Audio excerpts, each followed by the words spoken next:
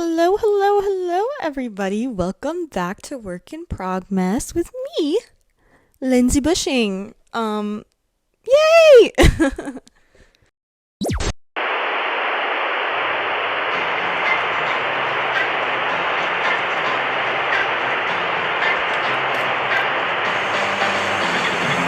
She is a work in progress, may not figure it out, but she'll do her best. Try to play it cool, but is always stressed. But no matter what, she's a work in prog-mess.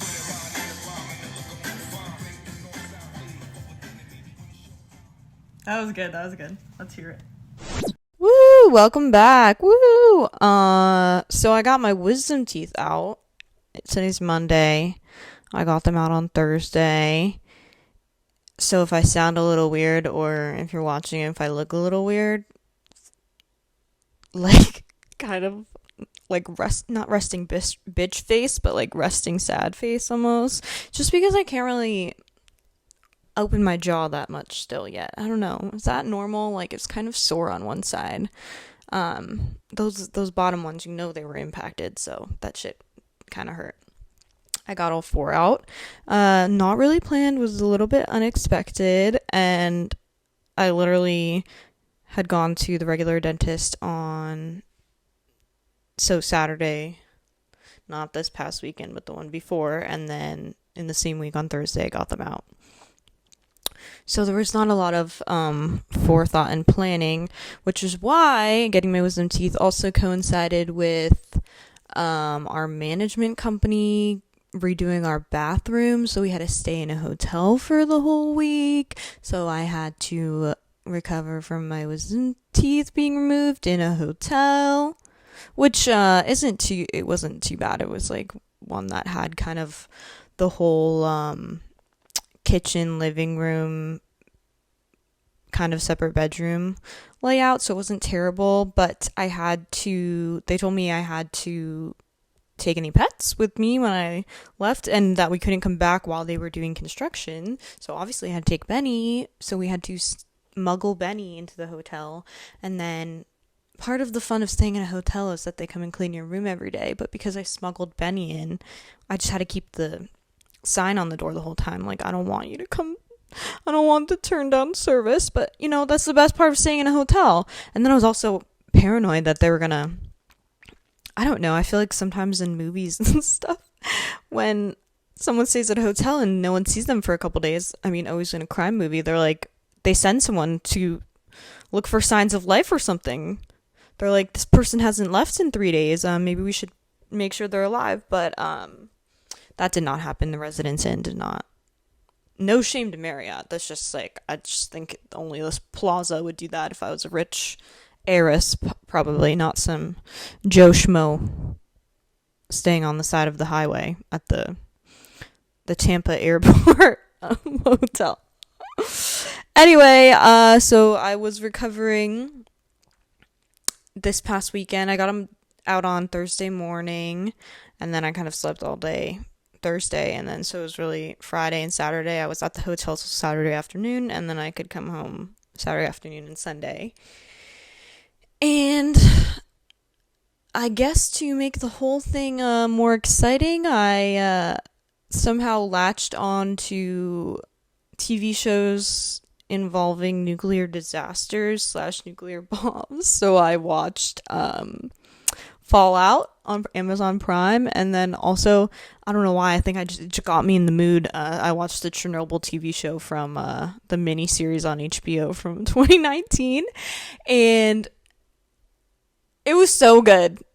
It is really good and so informative, and I think everyone should go and watch that. But I had a lot of, some people watch rom-coms, or they like scary movies or some stuff. I just love nuclear disaster and ruin. That's my special interest.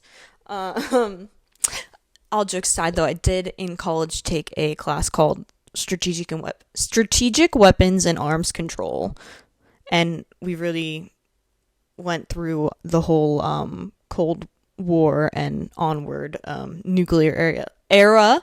God, I'm tongue-tied today. So I do have an interest / fear in those things. But Fallout was really good. I saw everyone talking about it, and I had seen it on like TikTok or something. So I was like, I'm gonna watch this. And then I can't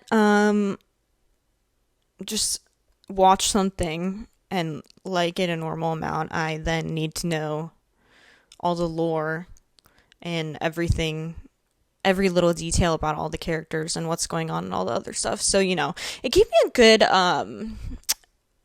it was very productive learning about Fallout and the whole universe and all the vaults and everything this past weekend. I keep saying that and then I'm like, Theo Vaughn. Not sponsored. But it was actually really good. And then I think I was just on the whole topic of that and needed a break. Like, I can't, sometimes it's hard to just watch one show. I gotta mix it up a little bit. But then I watched Chernobyl and just, that shit is crazy. I'm not trying to sound ignorant or anything. Just some of the things that were displayed right before your eyes, like the visuals, seeing these things happen was just kind of like, oh my god. It's just like crazy. I kind of want to geek out for a second because it's just it was such a disaster, and I just feel like there's so much stuff that was brushed over. Obviously, this is like such a moment in history and everything, but to like see the effects of radiation from these, it's so interesting because science is kind of beautiful and wonderful and allows us to kind of do things we never thought imaginable and create things and figure out how things work together and discover nuclear fission. Yeah, it's nuclear fission, not fusion, right? Yeah, whatever. But then just so quickly, it is also something, it allows us to discover and do things that we never have before. And then situations like this can happen, and it is the first time something of this magnitude has happened on planet Earth, and it has the most unforeseeable, insane consequences. That even people working there were not fully informed about, and it's just so crazy how much was brushed under the rug, and just also the people that sacrifice, like the scientists and the workers who sacrificed their lives willingly to then make sure this disaster was cleaned up in a way that it wouldn't cost 50 million people their lives is just, oh my god. It was very powerful. Like the guy, like the main guy in the show that it's about, and one of the government guys, their names currently evade me. I'm so sorry. They didn't have a choice. They just had to. The scientists, the government guy made him go, but then he just had to fly basically over a nuclear reactor and expose himself to radiation dead on, and then he ended up killing himself for reasons. It's very complicated. He ended up killing himself, and then the other guy died 4 years later. Like, in every circumstance, they're making it very apparent that this is going to kill them. Some people, it's not immediate, but the effects do eventually come up. And it was so sad. The firefighters who initially responded to the incident, because it was believed to be a fire, and there was just a lot of misinformation about the levels of radiation that were actually out there, and what even...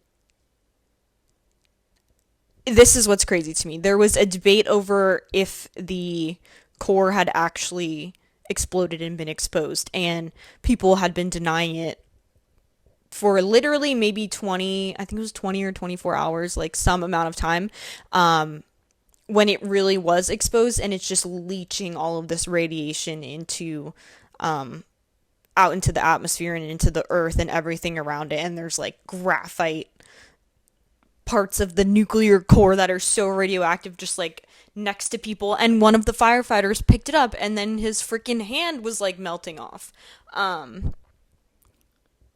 So just a lot of people were put into danger, and it just like put things in, it gave me a lot more information and context, and like seeing it displayed in front of your very eyes. Obviously, that is why TV and film are a very valuable art form.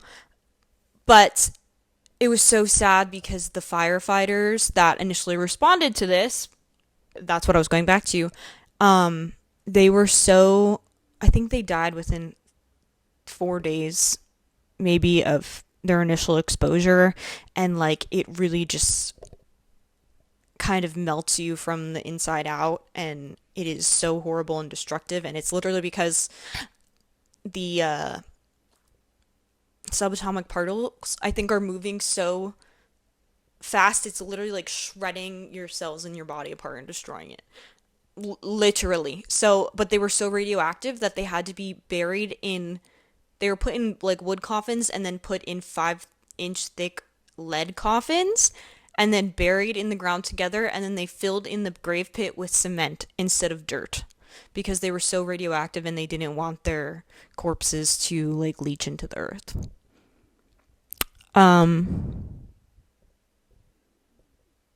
Yeah, that there's, what else can you say after that? So with that as well, I spent a lot of time reading about Chernobyl and all the people's lives that it impacted. There was a lot of very near misses also. It was kind of incredible, like the amount of times that 50 million people were almost subjected to unfathomable amounts of radiation and they were able to fix it. So, you know, that's your history lesson for today. I do want people to come to this podcast and leave maybe, you know, learning something new. I'm interested in a lot of random different things. Really good trivia partner. But I definitely want to make just like some things I'm consuming and interested in, kind of like a little segment of the show. Not a segment, just a part where I'm talking about it, because this is my podcast and I want to chat about what I want to. So, but I was saying that it coincided with having to get our bathroom redone, which we got new flooring. It's really cute, but I guess there was a leak in our specific bathroom floor underneath that affected the whole building. So we were in a hotel from Sunday to Saturday, and they ripped up like the whole floor. We got an email that the entire building was like the water was turned off for a while, and I was like, I'm really glad we're not there. But it was super random. Maybe like 3 months ago, someone showed up and measured inside the bathroom, and they had never said anything before that. And then I never heard anything after that. And then like a week and a half before, they were like, we're going to need you out so we can demolish the bathroom. They emailed us and were like, hey, this is what's going on. So it was a little bit strange. But, you know, then it got deep cleaned. So I got to come home to a nice deep cleaned apartment. But it was a little bit weird to have to exist in a hotel for 2 days straight, because, you know, when I was just like coming home from, usually when you stay in a hotel, like you're not just in the room for 24 hours a day. Like before that I was going to work, and usually you're doing something wherever, so I was just kind of trapped in there. And I was like, I'm gonna go a little crazy. So I was a little bit excited for when I got to come home. So yeah, the bathroom situation was like a little bit odd, but whatever. All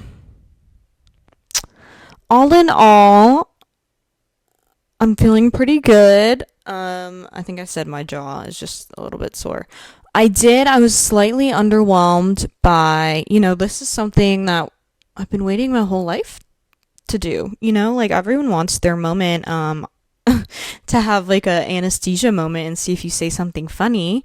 And I really was underwhelmed by my, response to it. I literally, after I woke up from the surgery, I don't really remember anything until I was getting, like, about to go into the wheelchair to be wheeled to my car. But then I just remember getting in the car and looking at my boyfriend and being like, I thought I was going to say something funny. Like, I feel fine or whatever. And I have a video of him going, well, you're still not off the drugs yet. But Nothing really happened. The funniest thing was that my entire lower half of my jaw was and like lips and everything was numb, so it was kind of just like I was trying to make kissy faces and it was pretty funny. And then when I got back to the hotel to like take my medicine, I couldn't figure out how to like swallow the pill. Like I put it in my mouth and then it would just fall out, and I put water in my mouth and I had to tip my head back, otherwise it would just spill right out. But it was like that for like a couple hours before I was able to regain full control of my mouth. But that was pretty much the only silly thing. Yeah, so that was like most of my wisdom tooth vacation. Nuclear meltdown. Snuck in my rabbit. Played with some slime. Too much that I think I broke my slime. I don't know if that's possible, but anyway, what I wanted to talk about today perfectly aligns with my little wisdom teeth vacation, because today I wanted to kind of talk about and tell myself that it's okay to chill the hell out. It's alright.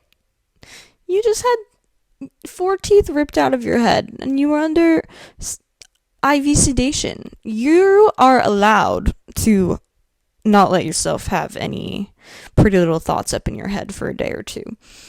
I always find when I have kind of free time, when there's not a immediate stressor or something that I need to accomplish within the near-ish future, and there's also nothing I can do about it. Like in this scenario, I had my options. I wasn't doing a lot of physical activity, like it's limited. I'm in this hotel, blah, blah, blah.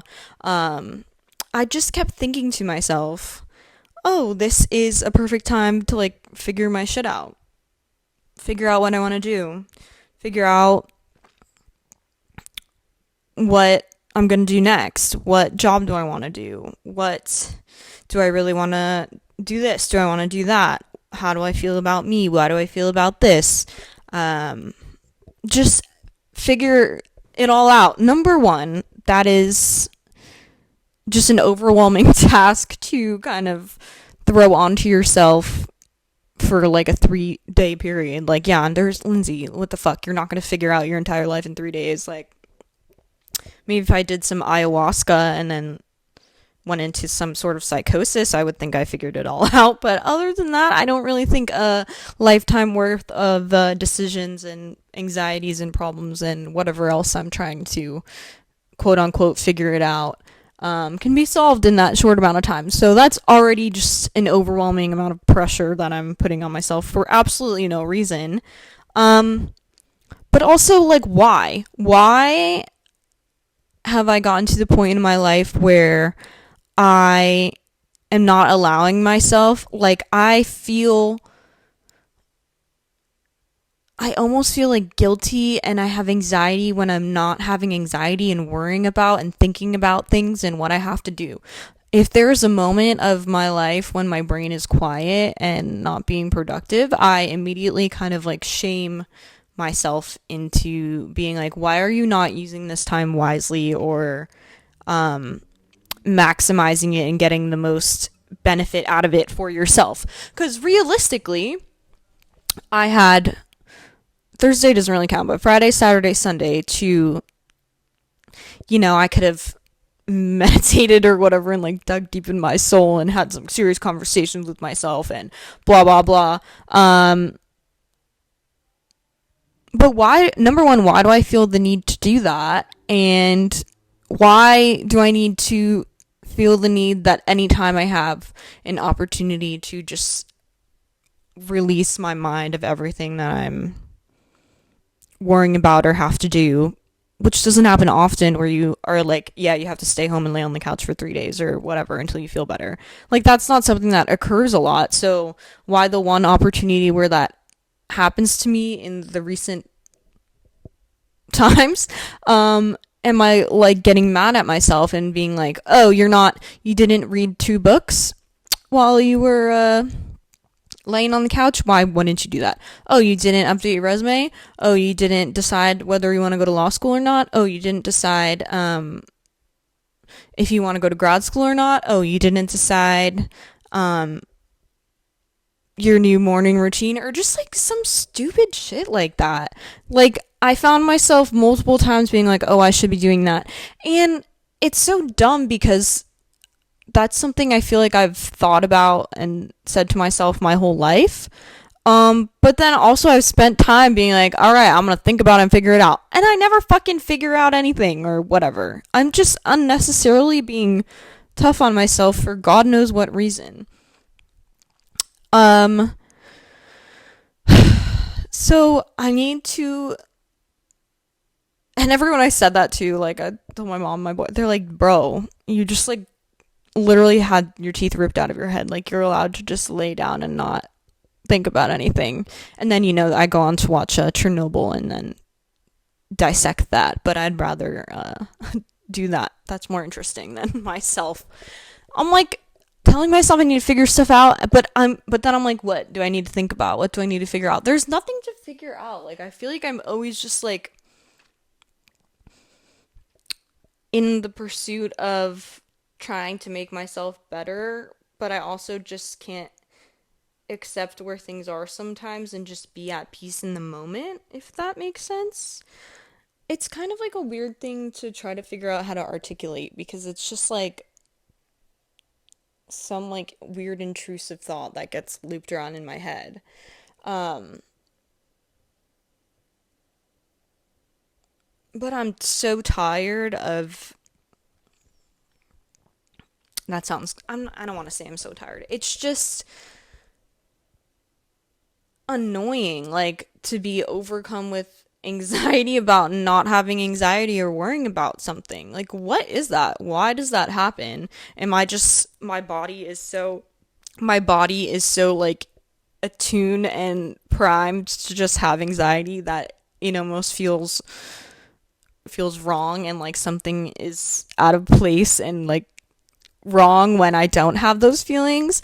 That makes me feel like, girl, your cortisol levels are probably so high, and you wonder why you have gray hair. I used to check my head all the time. I literally never had gray hair, and then like 6 or 8 months ago, I started finding gray hair, and I literally think it was from like my life, and I was so stressed out.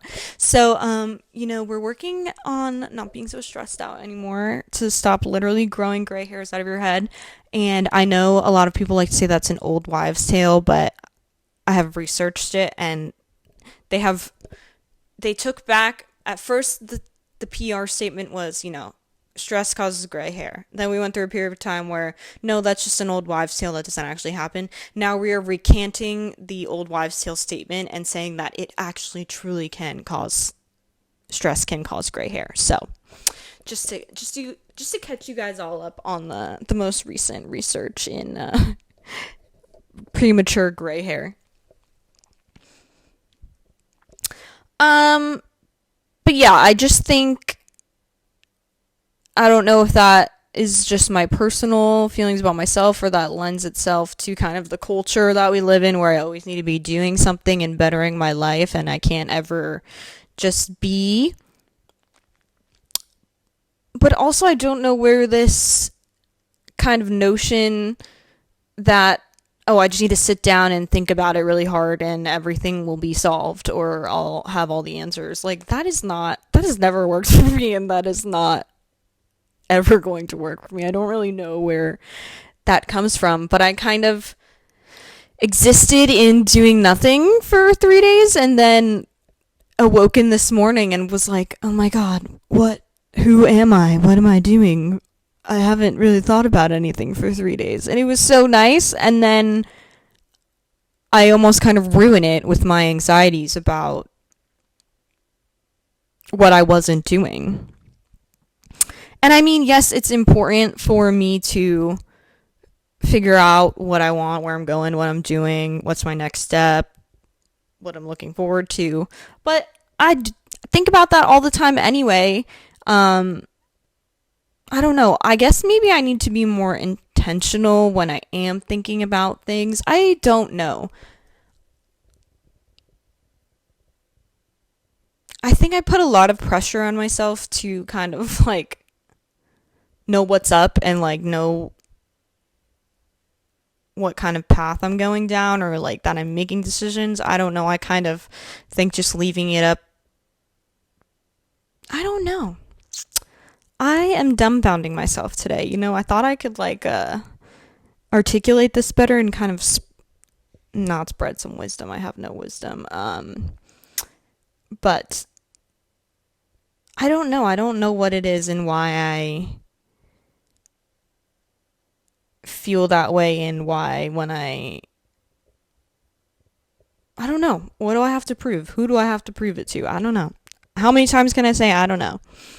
This does, something I did want to talk about today, though, is that I hate Socrates and the Socratic method. And tying back to wisdom, I forget, we're going to look it up. Hold on. Beep boop. I don't know why I made that word beep boop sound, but okay. Fuck Socrates and, the Socratic method, I guess, is a valuable kind of like argumentation tool to create a conversation and things, but fuck Socrates. I used to get so annoyed in like any philosophy class I had to take when I was just reading any of his things, because he just questions and questions and questions and challenges beliefs and contradicts everything and plays devil's advocate and just like every ulterior answer he could be giving, and then he's always like, well, I don't know.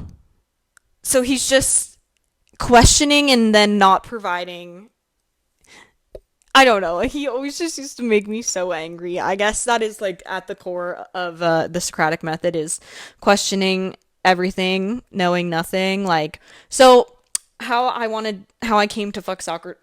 I did not fuck Socrates. How I came to say fuck Socrates was because my coworker was saying to me, oh, your wisdom's gone, you're getting your wisdom teeth out or whatever. And then I was like, well, technically, what's that Socrates quote? And it's the only true wisdom is in knowing you know nothing.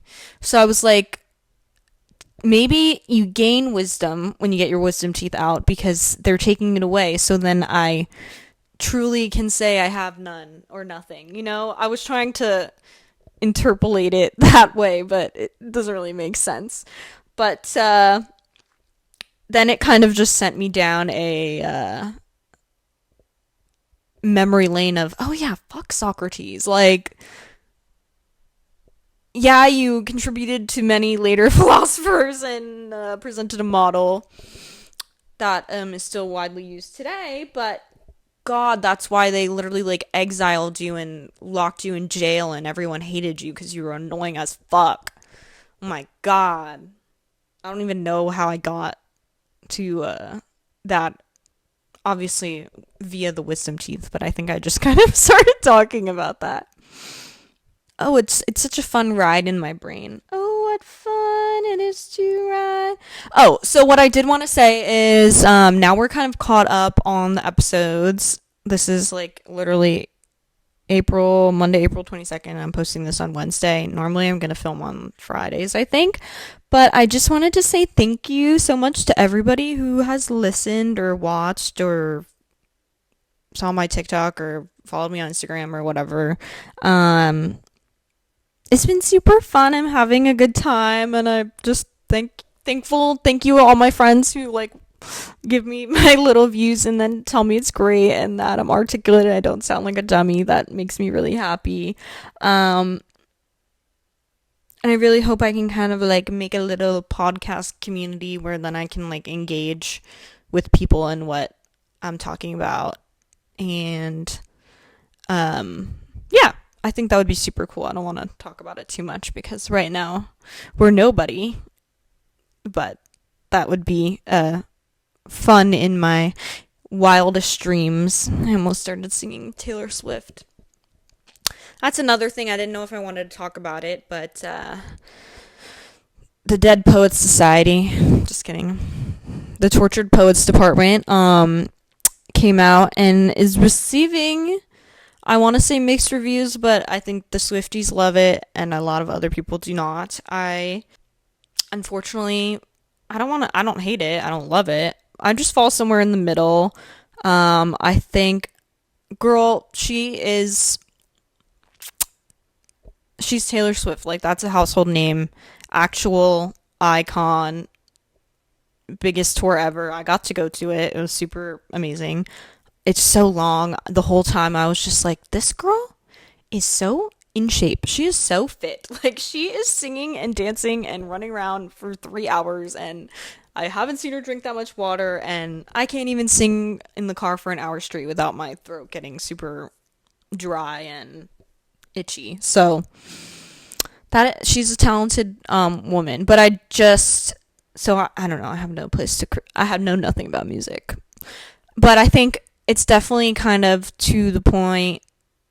Just looking at it from the big picture, that she's definitely writing music for her fans and people that understand the context of her songs. So I think in that way, it's kind of lost its accessibility in terms of being absolutely relatable to anyone, even in the way that, like, All Too Well is. Like, that was niche in that it's kind of like an older and younger person relationship dynamic, but still generalized enough. Like, obviously there was real life examples from her life, but not so specific that it wasn't relatable. Like, the sweater that is still at your sister's house. I don't know, it could be like a clip or something. Just anything that can kind of be substituted in. So I just think in terms of that, it's more for her fans, but also these are the people who she has many, and I think it's to the point where she's making music for them and they deserve it, and that's what she wants to do. Like, with her, I'm not saying that's a bad thing, but that's just what she wants to do, and she's writing poetry. I do agree. I'm glad I like that she named it the Tortured Poets Department, because it does very much translate as kind of long form poetry-esque. I saw a TikTok that was likening it to the yellow wallpaper story that you read in, like, English literature class in high school. In the sense that people were saying they expected it to be more dark academia vibes, and instead it was giving, like, psych ward vibes, and then this girl was like, bro, the people in the psych ward are the dark academia vibes. They were like, it's the yellow wallpaper. Have you ever read that? That's so funny, because that's a short story I always remember from school. Anyway, so I totally get it in that sense, understand why the people who get it, and, like, care about it, and, like, all that stuff. Like, it is very much a manifesto of her life and her experiences and things. But then, excuse me. But then, also I just miss, the other thing is I just miss her, like, kind of more pop beat bops. Like, I don't know. They used to be a little more fun. Now it's all, like, I've been seeing it's called, like, synth pop or something. I don't know. That's just not, if that's what she's into right now. Like, you know, I feel like every artist goes through variations in what kind of sound they're more interested in pursuing at any given time. Like, remember when Drake made, like, the whatever album has Massive on it? My boyfriend, he looked at me when we were listening to that song for the first time. He's like, makes me feel like I'm in a club in Barcelona or some shit. And I was like, what the fuck? But, like, that was, like, different for Drake. I feel like Post Malone's kind of on a chill vibe too, of more just like chill beats, I guess. And I think that's what Taylor's doing, and if that floats your boat, that's good. Everyone's allowed to have different kinds of music they like, and if you like it, you like it. There was some songs I liked, but not obsessed with it. Am obsessed with 10-minute version of Red.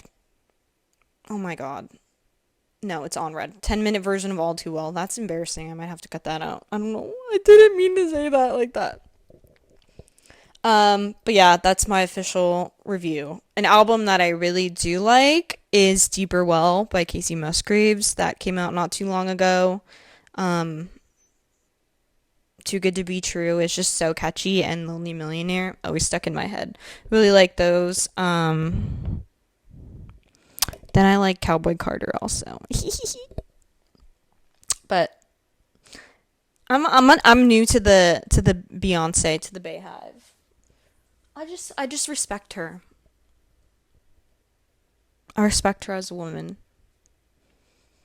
She's a boss bitch, and that's all. That's all I gotta say on that matter. But yeah, I want to say thank you. I don't know where I went on my tangent, but circling back once again, thank you to everyone who's listened. If you like these and want to be part of the pod community that we're making, the work in Prog-messes, definitely like and subscribe. And this is I literally want to stab myself in the eye saying this, but you don't have to. No pressure. And if you're listening to this, leave me a review and follow the pod or like it, or I don't know what. There's like, Spotify and Apple Music have their own kind of things, but just give me some 5 stars. That would be so good. Just because I want people to be more interactive. I don't know. I'm embarrassed asking for that. I feel like I'm just bringing flashbacks of when I used to watch YouTube and everyone would finish their video with that. But yeah, this was more of a chill episode just because got those wisdom teeth out, didn't have a lot of planning. Also, I didn't get to film last week. I was always trying to be like a little bit ahead, but then had to get my teeth out, so now we're like caught up, which is exciting because I want it to be relevant. I don't like being too ahead, but also it's good. I don't know, so we'll see what happens. But yeah, so that means I am finally caught up to the time when people have watched it and seen it and it's entered into the world, so now I can like speak on that. And to anyone who's wondering, a lot of my friends had texted me, yes, that is my boyfriend in the intro song. He wrote the song. He wanted to be involved, and that was too cute to say no. So, Henry Kogan, everyone, on the track. We're going to make this a famous podcast, and then we're going to launch his music career. But, yeah, so more chill. Definitely we'll get back to the regular, more chit-chatty. I mean, I was very chit-chatty, but I guess like a little bit of a longer topic vibes planned out next week, and I hope I didn't sound too horrible with my inflexible jaw. But yeah, thank you all for listening, for watching, for viewing with your eyes and ears and your heart. I hope everyone has a good rest of the week, and yeah, I'll see you in the next one. Bye.